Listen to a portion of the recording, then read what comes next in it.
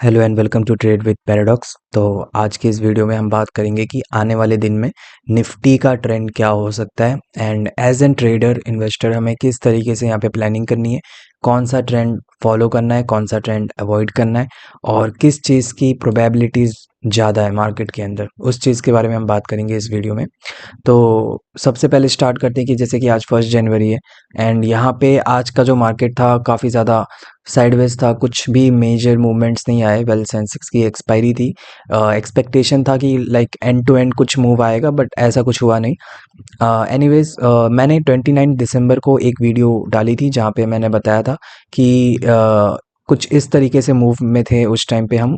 ये जो आपको दिख रहा है ट्रेंड पूरा, हम बिल्कुल इसमें थे उस टाइम पे एंड मैंने जस्ट यहाँ पे बताया था कि ये जो दिख रहा है वो है नहीं यहाँ पे एंड यहाँ से एक शॉर्ट कवरिंग आएगी एंड जस्ट आफ्टर 1 डे यहाँ पे हमें देखने को मिला कि ये जो मूव है ये हमें उसके बाद आया। अब क्या है कि यहाँ पे एक मूव शॉर्ट कवरिंग जो आना था वो तो आ गया।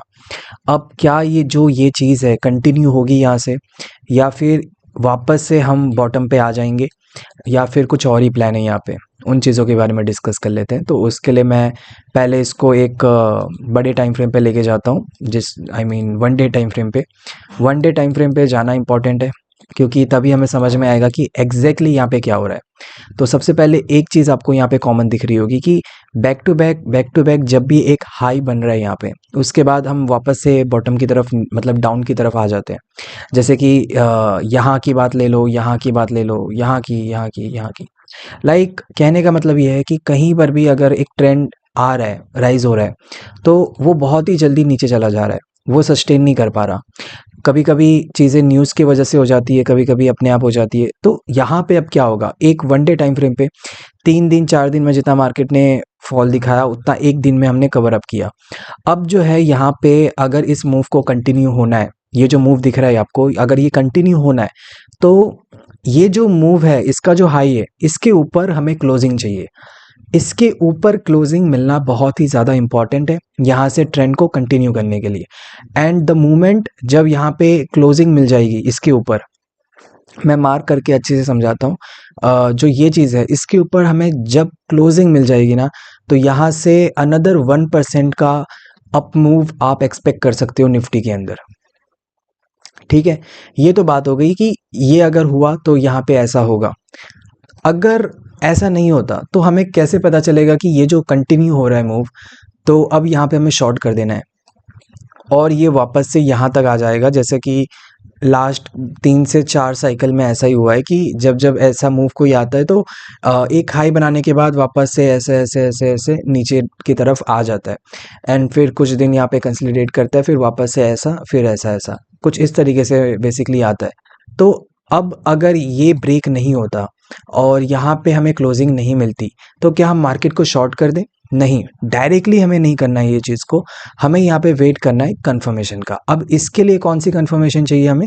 देखो, मैं एक चीज़ आपको क्लियर करता हूँ। जैसे कि आज की जो हम हाई और लो को मार्क करते हैं, जो कि 1 जनवरी का हाई और लो है, उसको मैंने मान लो यहाँ पे मार्क कर लिया।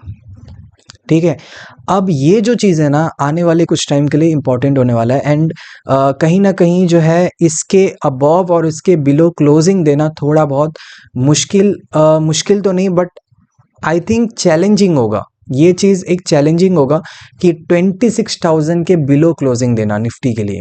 अगर हमें 26,000 के बिलो क्लोजिंग मिल जाती है तब हम कंटिन्यू कर सकते हैं एक डाउन ट्रेंड को, और अगर हमें नहीं मिलती तो हम इस चीज़ को होल्ड ऑन रखेंगे और तब तक होल्ड ऑन रखेंगे जब तक हमें ऊपर हाई पे क्लोजिंग ना मिल जाए। एंड जहाँ पे हमें यहाँ पे क्लोजिंग मिल गया तो हम इस चीज़ को ऐसे कंटिन्यू करेंगे।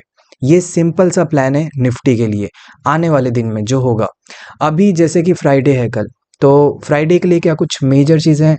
नहीं, फ्राइडे में उतना कुछ एक्सपेक्टेशन नहीं है मेरा।